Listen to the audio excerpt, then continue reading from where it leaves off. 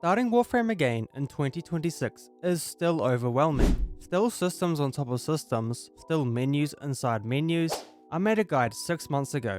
I've learned a lot since.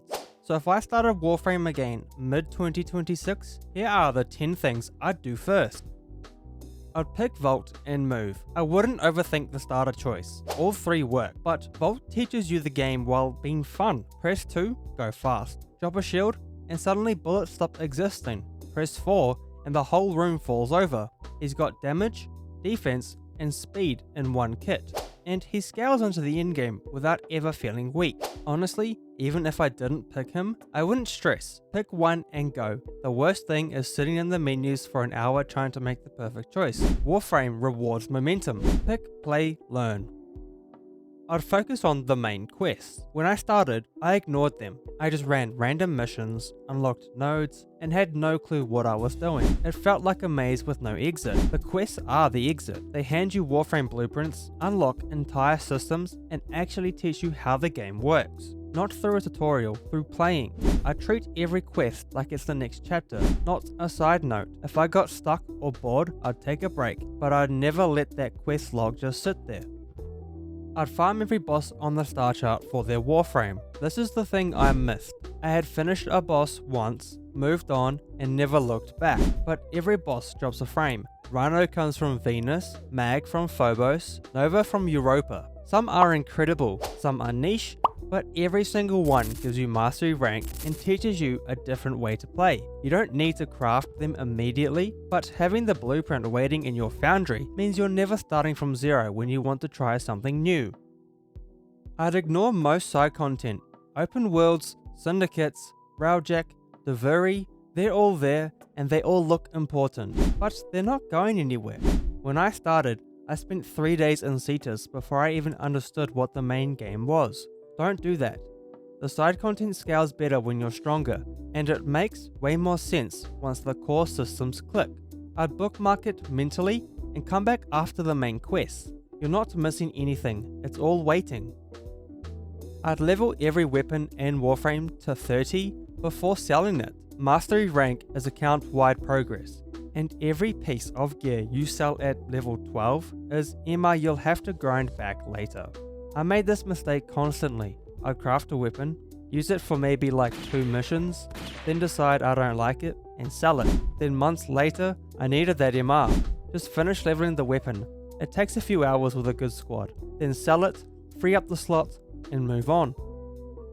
After the War Within and Sire's Vigil, I'd craft a 111 amp immediately. The Mote Amp is basically a flashlight. It does nothing, and the game never tells you there's an upgrade just sitting there 2 quests away. A 111 amp, that's the Raplac Prism, Pincher Scaffold, and Clapcra Brace from Onco in Cetus.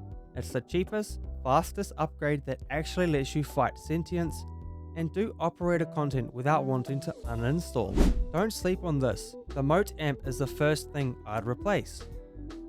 I'd grind fissures instead of spending money. Warframe's premium currency is platinum, and the game gives you a way to earn it for free. Open relics, keep what you actually want, sell your duplicates. You don't need to understand the entire trading economy. Run public fissure missions, crack relics, list the rare parts on Warframe Market. Even 20 plat opens up weapon slots, Warframe slots, and the essentials. I wasted money early because I didn't know this existed. Now I barely buy plat. I'd stop ignoring my companions' mods. I ran Araxa Kubro with 0 survivability mods for months because I thought companions were just cosmetic pets. They're not. A properly modded companion heals you, vacuums loot, and applies status effects. The mods you need: Link Health, Link Armor, Animal Instinct, Vacuum, drop early and cost almost nothing to rank up. The difference between an unmodded companion and a basic one is night and day. Don't be me. Don't let your Kubro die 40 times in a mission. I'd join a clan immediately and always be crafting forma. A clan gives you access to blueprints you can't get anywhere else. Warframes like Wukong and Nizha, weapons, archwings, consumables, just join one. There are clans that take anyone. In forma, start crafting at day 1. You need hundreds of them. One forma takes 23 hours. Always have one cooking.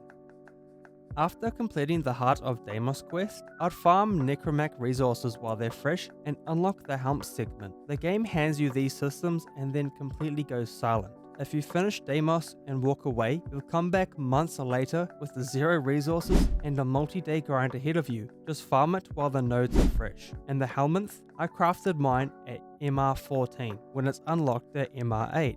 Once you've reached rank 3 with the Entrati, you can buy the blueprint from Sun. The Helminth lets you swap Warframe abilities. It's an account-wide power creep and it's sitting in your orbiter right now waiting. Starting Warframe in 2026 can be daunting. These 10 steps are what I'd do. Take what helps you, ignore what doesn't. Warframe is a marathon, not a sprint. You don't need every frame this week. You don't need Steel Path tomorrow. Just enjoy the journey. The gear will come to you. The power will come. And one day, you'll look back and laugh that you thought the Mote Amp was enough. Drop your own tips for new Tenno below. Thank you for watching Tenno, and I'll see you in the next one.